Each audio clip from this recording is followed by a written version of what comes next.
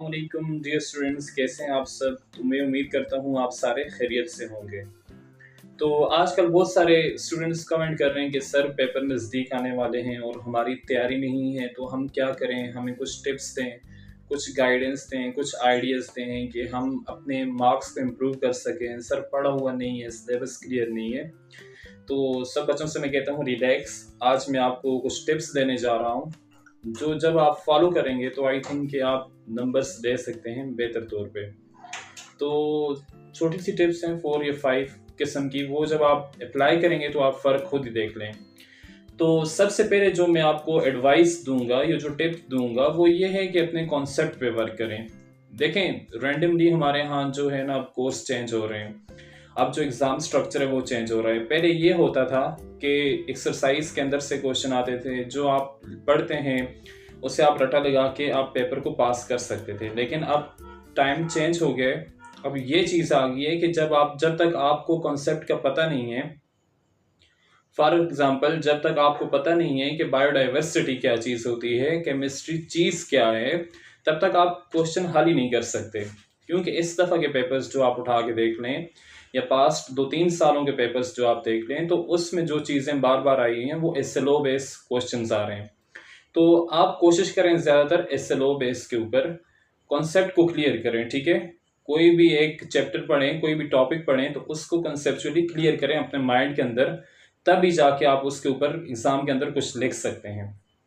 दूसरी चीज़ है वो प्रेजेंटेशन है। ठीक है, प्रेजेंट करने का तरीका, यानी प्रेजेंटेशन आप किस तरह देते हो। देखें, पेपर के अंदर आप तो नहीं जाते, ना आपका कोई जाता है, ना आप टीचर के आगे खड़े होकर एक्सप्लेन करते हो। पेपर में या एग्जामिनर के पास आपका पेपर जाता है और आपके पेपर की प्रेजेंटेशन जाती है।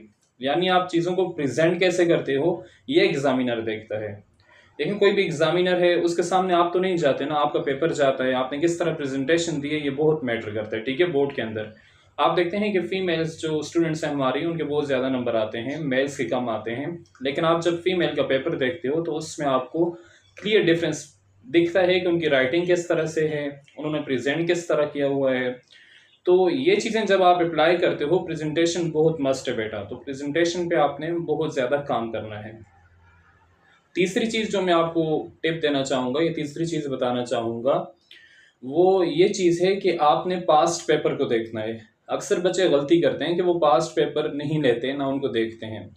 चाहे आप जो भी एग्ज़ाम दे रहे हैं, whether you are applying for something jobs, some jobs, या जिस किस्म का आप पेपर दे रहे हैं, तो पास्ट पेपर एक बहुत ज़्यादा हेल्पफुल होता है। क्योंकि पास्ट पेपर जब आप देखते हो तो आपको पता चलता है कि इस कोर्स के अंदर से या इस टॉपिक के अंदर से रिलेटिवली ज़्यादा मार्जिन क्वेश्चन आए हुए हैं। ठीक है जैसे फॉर एग्जांपल केमिस्ट्री के अंदर आप जाते हो तो केमिस्ट्री में आप देखते हो कि पीरियोडिक टेबल से या स्टोइक स्टिचोमेट्री से या बहुत सारी ऐसी इक्वेशंस हैं या ब्रांचेस ऑफ केमिस्ट्री से बहुत ज़्यादा क्वेश्चंस आ रहे हैं, तो आप फिर उनको ज़्यादा वेटेज देते हो। तो पास्ट पेपर जब आप करोगे, पास्ट पेपर से आप हेल्प लोगे, तो आपको बहुत ज़्यादा हेल्प भी मिलेगी और आपको अंडरस्टैंडिंग भी होगी कि पेपर से अंदर से क्वेश्चन किस तरह से आते हैं, कौन से टॉपिक से बहुत ज़्यादा क्वेश्चंस आते हैं, कौन सा टॉपिक बहुत ज़्यादा इम्पोर्टेंट है।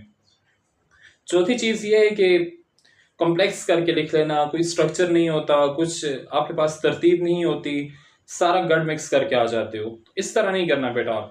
आपने क्या करना है कि जब भी कोई आंसर देंगे उसे फॉर्मेट में लिखें। अब फॉर एग्जांपल कोई ऐसे क्वेश्चन होते हैं जिन्हें आप पॉइंट्स पे लिखना होता है, जैसे give 3 points, what are the advantages of water, for example water के फायदे बयान करें। ठीक है, इसी तरह से what are disadvantages of rusting, rusting के डिसएडवांटेजेस क्या होते हैं।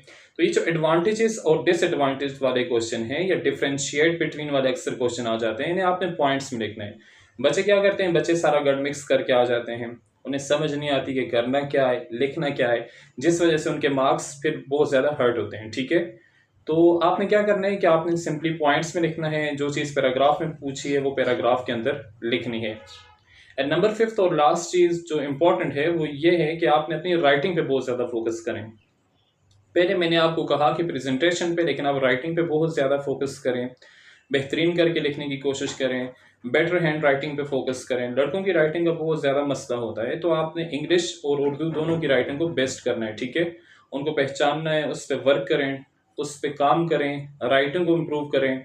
ठीक है, राइटिंग के अंदर कोई मसला नहीं होना चाहिए, प्रॉपर सिस्टमेटिक वे में आपने लिखा हो। तो बेटा ये 3 4 5 चीज़ें हैं, अगर आप आहिस्ता आहिस्ता इन चीज़ों को अप्लाई करें तो इंशाल्लाह आपका जो कोर्स है, जो सब्जेक्ट है, वो बहुत जल्दी क्लियर हो जाएगा और बहुत कम वक्त में क्लियर हो जाएगा। Thank you so much. अल्लाह हाफिज़।